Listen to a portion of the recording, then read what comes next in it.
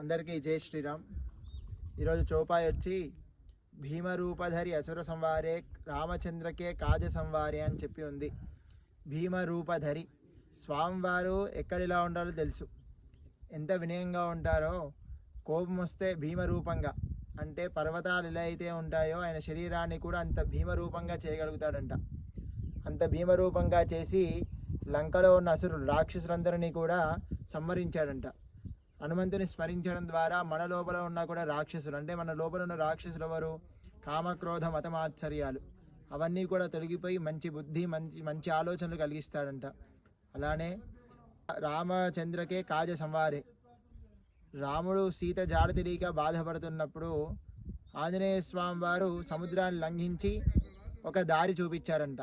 అలానే మనందరం కూడా హనుమంతుల వారిని దర్శిస్తే, ఆయన స్మరిస్తే, ఆయన నామం పలుకుతే మనకు కూడా ఒక మంచి మార్గాన్ని చూపిస్తారంట స్వామివారు. జై శ్రీరామ్.